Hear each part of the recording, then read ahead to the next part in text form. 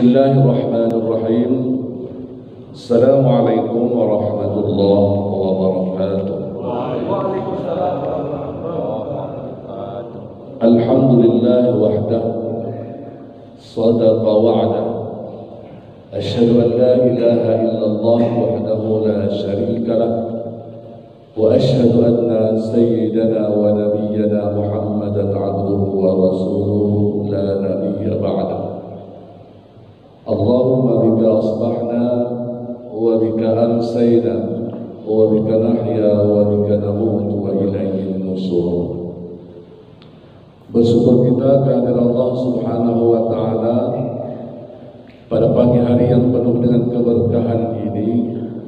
Allah Subhanahu wa taala masih memberikan kesempatan kepada kita untuk kembali hadir di rumah Allah Subhanahu wa taala dalam rangka melaksanakan rangkaian ubudiyah kita kepada Allah Subhanahu wa taala.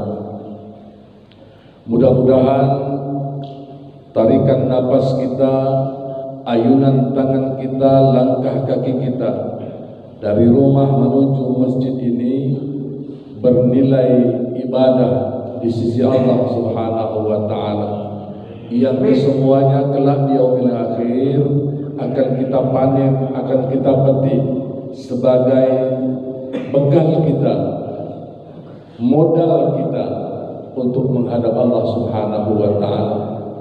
Kita tentu berharap ayuhan hadirin, kita semua yang hadir pada pagi hari ini dimanapun saudara-saudara kita berada, mampu mengakhiri pengembaraan hidup kita di dunia ini dalam keadaan husnul khatimah.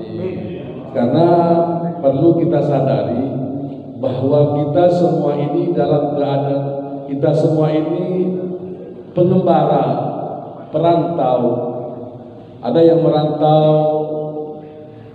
40 tahun dia, ada yang merantau 60 tahun dia, bahkan ada yang merantau dalam hitungan bulan, terpaksa harus pulang. Nah, logika dasarnya orang yang merantau itu mencari, kalau bahasa orang sekarang, cuan.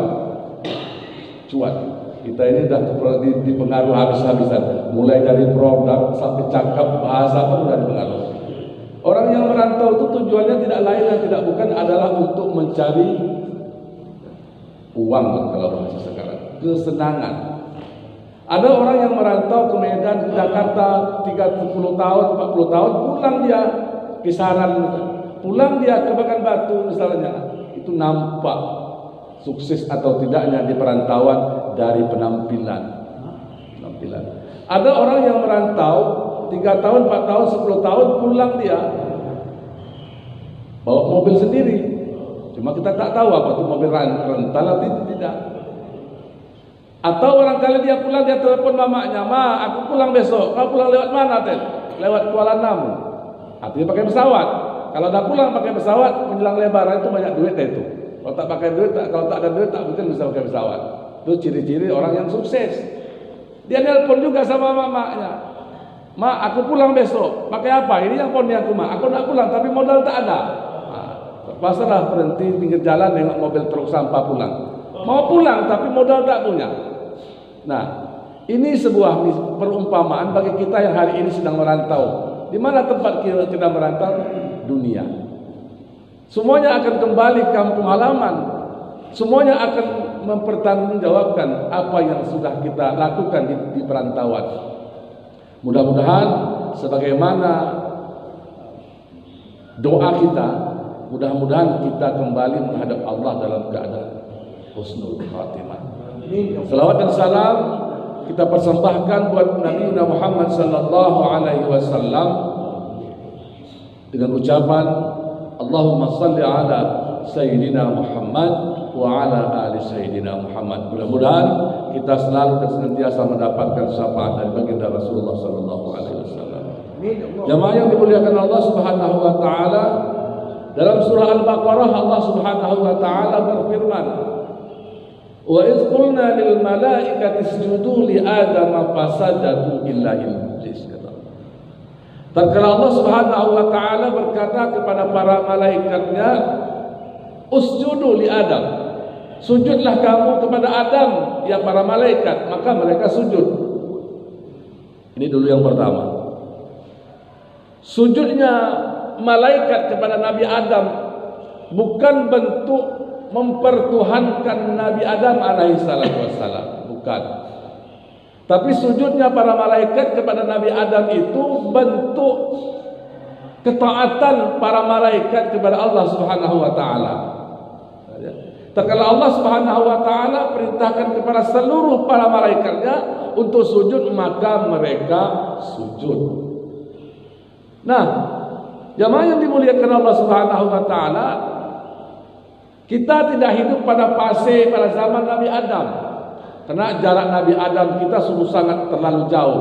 Bahkan dengan Nabi Muhammad SAW saja jarak kita sudah 1400 tahun.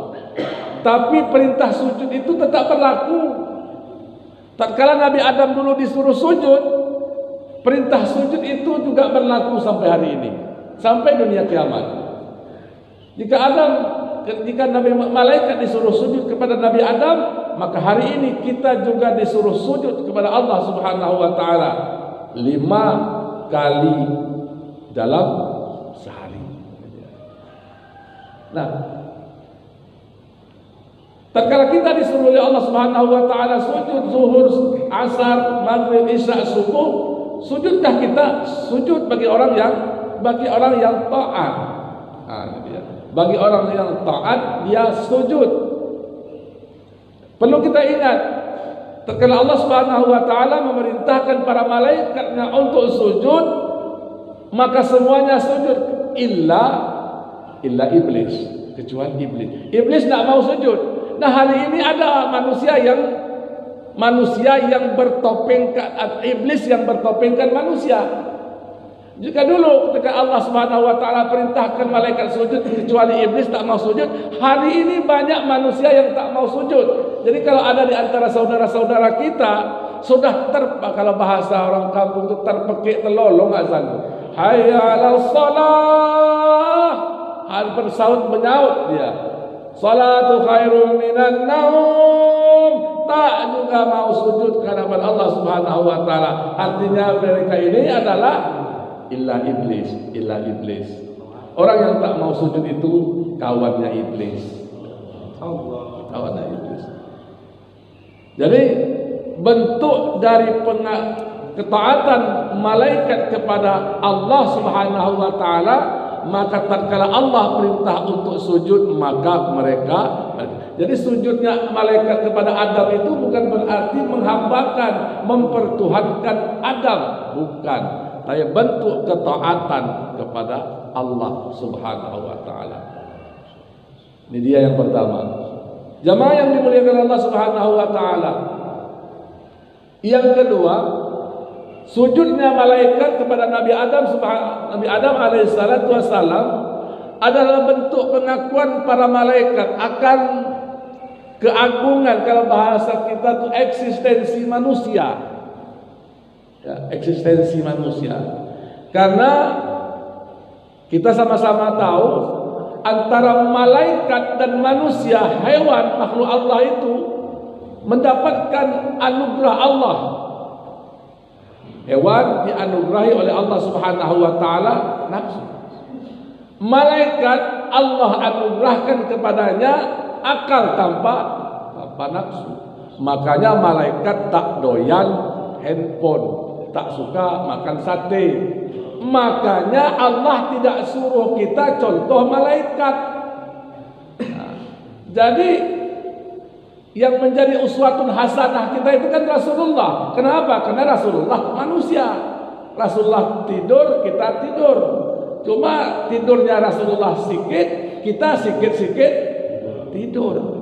Rasulullah itu makannya sikit, kalau kita sikit-sikit makan. Makanya kita disuruh contoh Rasulullah, tidak disuruh contoh malaikat. Kenapa? Malaikat tak demen makan sate, makan soto. Itu dia.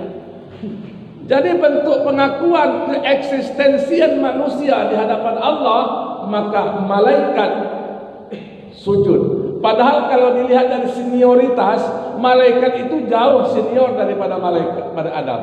Tapi dikarenakan malaikat sadar bahwa Adam itu makhluk Allah yang paling mulia, karena dia dianugerahi dua potensi, akal dan nafsu, maka tunduk dia. Oleh karena itu jamaah yang dimuliakan Allah Subhanahu wa taala, bagi manusia yang mendapatkan anugerah akal dan nafsu, kalau mampu mengolah, memanage akal dan nafsu itu, maka dia akan lebih mulia daripada malaikat.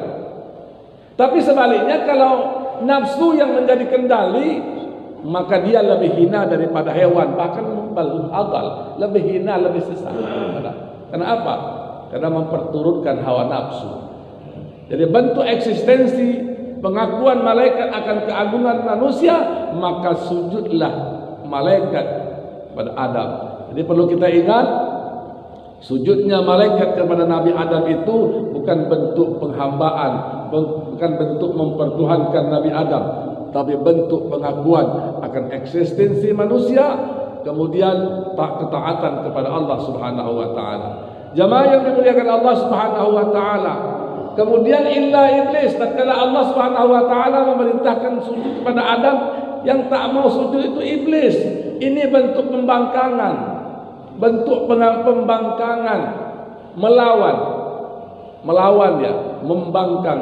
Jadi kalau hari ini ada orang yang suka dinasihati tidak mau dengar, diajak kepada kebaikan tidak mau, ingkar, melawan terus, ini barangkali anak keturunan dia itu.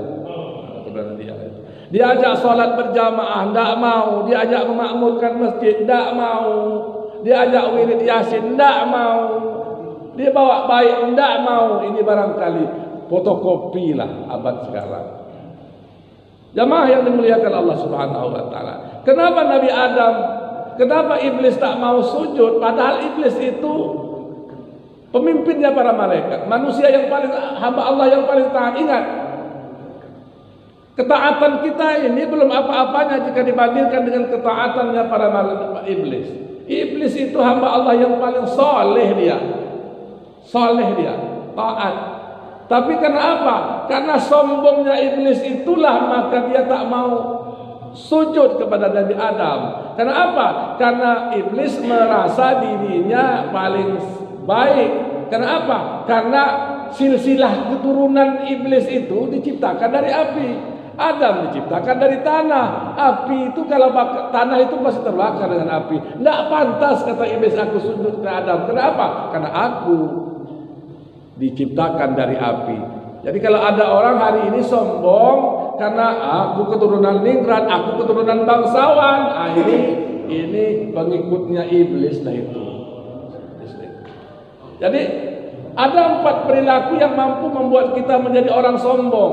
Yang pertama, ada orang sombong karena keturunan.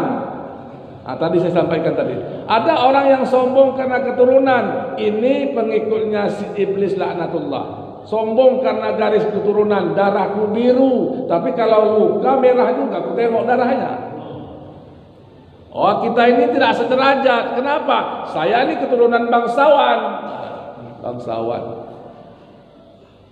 Jadi kalau ada sombong karena keturunan.